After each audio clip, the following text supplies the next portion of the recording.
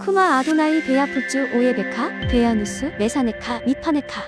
여호와여 일어나사 주의 대적들을 흩으시고 주를 미워하는 자가 주 앞에서 도망하게 하소서. 샬롬! 생각하는 성경 홀리아미입니다. 제가 매일 토라 포션을 나누고 있는데 이 토라 포션은 전 세계 유대인들이 매일 같은 날 같은 말씀을 낭독하고 그 말씀에 숨겨져 있는 하나님의 계시를 받아내고 있습니다. 이때 목적은 성경 본문의 해석이 아닙니다. 유대인들은 13살 성인식 이전에 이미 모세오경의 말씀을 모두 암기합니다.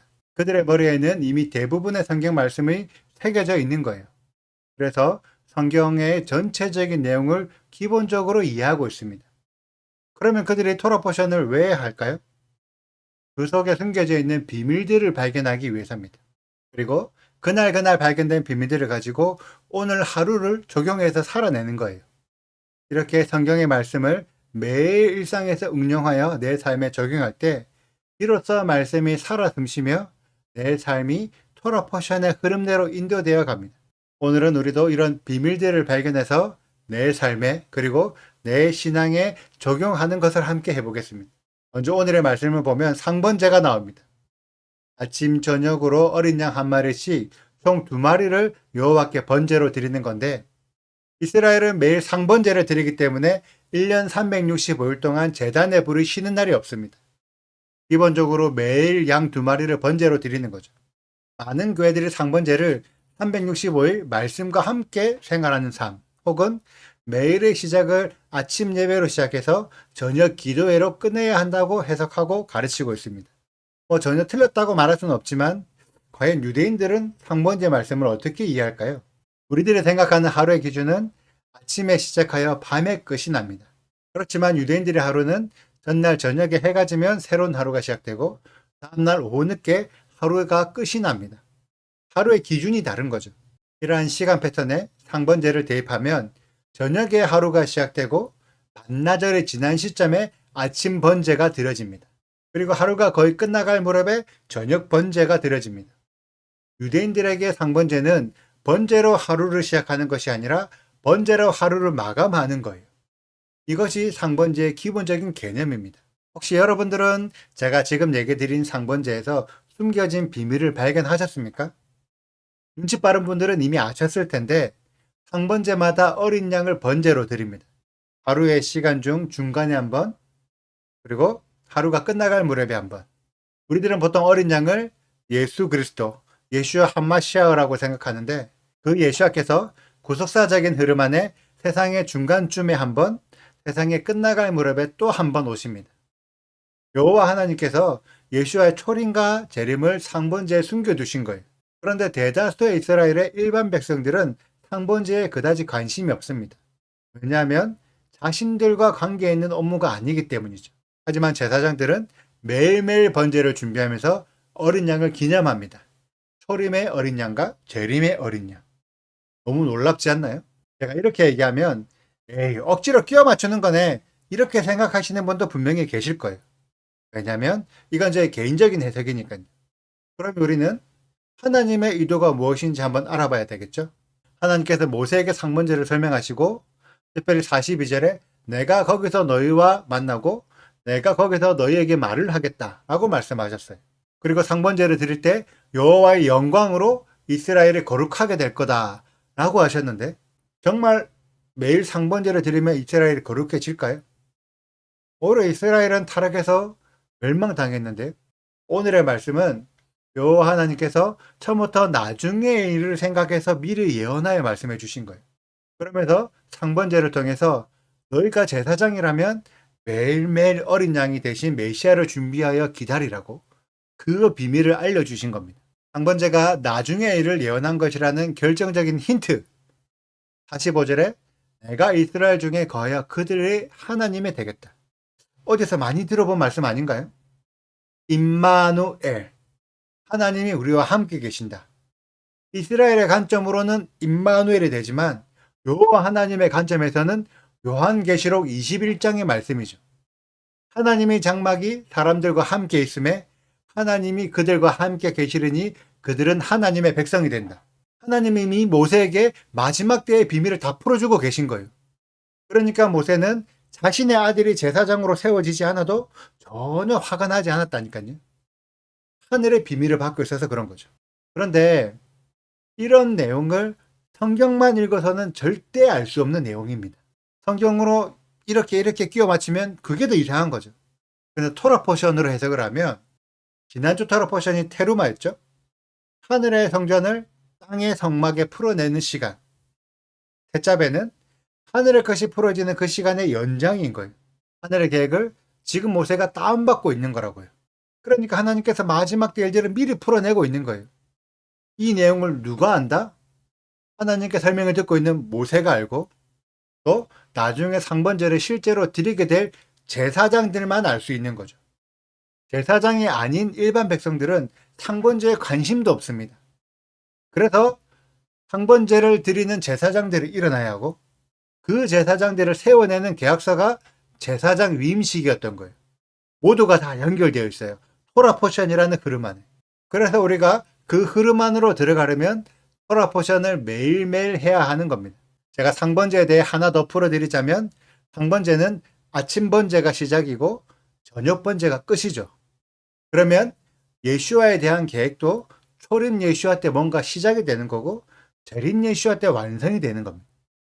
지금 우리가 생각하고 있는 예슈아의 그 귀한 은혜들이 초림 예슈아 때는 아직 완성이 안 돼요. 재림 때 모든 것이 이루어집니다. 그래서 우리가 하나님의 제사장이라면 제사장의 일과가 끝나는 저녁 번제에 집중해야 되는 거예요. 재림 예슈아께 집중해야 되는 겁니다. 그게 완성이니까요. 어떤가요? 상번제가 참 재밌죠? 그럼 상번제 말고 제사장 위임식은 예슈아와 무슨 상관이 있을까요? 제사장 위임식에 필요한 인물들을 한번 정리해 볼게요. 제가 제사장 위임식이 아론의 정규직 계약서라고 설명했는데 이때 계약을 맺을 갑이 여호와 하나님, 을은 아론과 그의 아들들, 그리고 중개인이 모세라고 설명했습니다. 계약서는 누가 작성했나요? 모세가 했죠. 그래서 나중에 레위기 8장에 모세가 주관해서 제사장의 위임식을 진행합니다. 그런데 아론은 여호와의 제사장이래요. 당연하죠. 계약을 맺은 당사자가 여호와 하나님이니까요. 그것은 당연한 구조예요. 이 구조에 예수아를 대입해 볼게요. 세상의 끝날 성경의 모든 역사들이 완성되면 어떤 일이 벌어지죠? 아까 요한계시록 21장 하나님의 이스라엘과 함께 거하시는, 그래서 이스라엘이 하나님의 영원한 백성이 되는 새 예루살렘 임마누엘이 완성되죠. 그때 새 예루살렘의 갑이 누구죠? 여호와 하나님. 을은 누군가요? 이스라엘 백성들. 중개인은 누굴까요? 중개인은 예슈아입니다. 아까 계약서를 누가 작성했죠? 모세가 했죠. 새 예루살렘이 완성되는 과정을 누가 진행시킬까요? 예수와께서 진행시키는 거예요. 초림부터 재림까지. 그래서 결국 새 예루살렘의 이스라엘 백성들은 여호와 하나님의 백성들입니다. 중개자인 예수와의 백성들이 아니에요. 이것을 놓치면 안 됩니다. 이게 너무 당연한 건데 지금까지 우리는 중개인을 너무 의지하고 있는 거예요.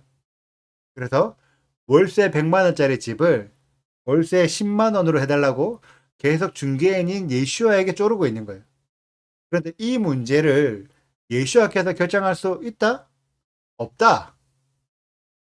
이 문제를 예수와께서 결정하실 수가 없어요. 집주인인 여호와 하나님을 허락해줘야 월세가 10만 원이 되는 거예요. 여호와께서는 주인의 조건을 마음대로 바꿀 권한이 없어요. 아니 성경을 읽어보면 예수와만 믿으면 다 되는 것처럼 기록이 되어 있다는 거죠. 그런데 우리가 성경을 이렇게 예수와만 믿으면 되는 것처럼 해석하는 가장 큰 이유는 구약을 모르고 신약만 가지고 해석해서 그렇습니다. 많은 사람들은 예수와께서 십자가에서 죽으시고 그 피가 화목제물이 되어서 예수와를 믿는 모든 사람들의 죄가 속죄된다고 믿고 있어요. 죄에서 속죄되는 것은 구원을 받는다는 거죠. 그런데 이렇게 해석하는 것은 제사를 한 번도 들어보지 않은 상태에서 이 제사가 무슨 제사다, 저 제사가 어떤 제사다 이론적으로만 접근해서 그렇습니다. 이스라엘 백성들이 실제로 성막에서 제사를 드리게 되면 가장 먼저 드리게 되는 제사는 상번제예요. 상번제로 제단에 불부터 피운다는 거죠. 그리고 그 위에 속죄제와 번제제를 드립니다. 화목제는 화목제를 드릴 사람이 있어야 드리는 거예요. 속건제도 마찬가지고요. 화목제나 속건제는 제사를 드릴 사람이 없으면 안 드립니다. 그런데 보통 상번제를 드릴 때 그 외에 속죄제와 번제는 거의 세트 같은 느낌으로 같이 하는 것 같아요. 이게 거의 기본적인 세팅이라서 이 세팅을 하고 그 외에 화목제물이 올라갑니다. 그러니까 예수와께서 화목제물이 되셨다고 하는 것은 화목제만 드리는 게 아니에요. 기본적으로 상번제와 속죄제와 번제가 밑으로 깔려갑니다. 이게 이스라엘 사람들에게는 당연한 상식 같은 거예요.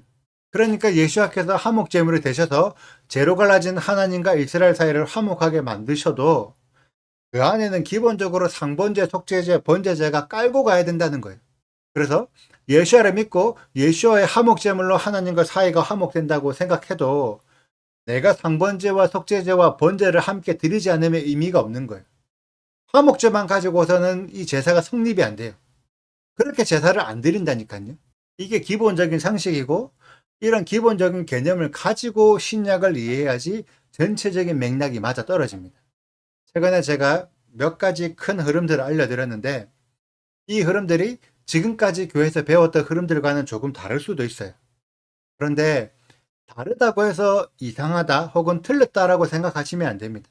어쩌면 지금까지 내가 알았던 흐름들을 다시 재정비해야 할 수도 있어요. 왜냐하면 지금까지 성경에 기록된 그 당사자들, 이스라엘의 관점으로 성경을 생각해 보지 않았다는 거죠. 성경을 아무리 많이 읽어도 관점이 다르면 성경 안에 숨겨진 비밀들을 발견하지 못할 수도 있습니다. 그래서 이제부터 토라 포션을 통해서 이스라엘의 관점으로 성경을 다시 이해해 보자는 거죠. 그러한 부분들에 대해서 저도 매일 토라 포션으로 함께 나눌 것이고 제가 지금까지 교회에서 강의했던 내용들도 영상으로 올려드릴 거예요. 오늘도 강의 영상이 하나 올라갈 것인데 1시간이 넘는 제법 긴 내용이라 할지라도 꼭 들어봐 주시고 그동안 우리가 생각하지 못했던 비밀들, 그 하나님께서 숨겨놓으셨던 비밀들을 발견하는 홀리함의 가족들이 되시기를 축복합니다. 오늘의 영상은 여기까지예요. 오늘의 말씀 읽으시고 받으신 감동 있으시면 댓글로 남겨주세요. 오늘도 감사합니다. 샬롬! 내가 제단 위에 드릴 것은 이러하니라. 매일 1년 어린 양 2마리니 한 어린 양은 아침에 드리고 한 어린 양은 저녁 때에 드릴지며 한 어린 양에 고운 밀가루 10분의 1 에바와 찌는 기름 4분의 1 흰을 더하고 또 전제로 포도주 4분의 1 흰을 더할지며 한 어린 양은 저녁 때에 드리되 아침에 한 것처럼 소제와 전제를 그것과 함께 드려 향기로운 냄새가 되게 하여 여호와께 화제로 삼을지니 이는 너희가 대대로 여호와 앞 회막문에서 늘 드릴 번제라. 내가 거기서 너희와 만나고 내게 말하리라. 내가 거기서 이스라엘 자손을 만나리니 내 영광으로 말미암아 회막이 거룩하게 될지라. 내가 그 회막과 제단을 거룩하게 하며 아론과 그의 아들들도 거룩하게 하여 내게 제사장 직분을 행하게 하며 내가 이스라엘 자손 중에 거하여 그들의 하나님이 되리니 그들은 내가 그들의 하나님 여호와로서 그들 중에 거하려고 그들을 애굽 땅에서 인도하여 낸 주를 알리라. 나는 그들의 하나님 여호와니라. 구독과 좋아요를 눌러주세요. 슈바 아도나이 리베보트 할레페 이스라엘 여호와여 이스라엘 천만인에게로 돌아오소서.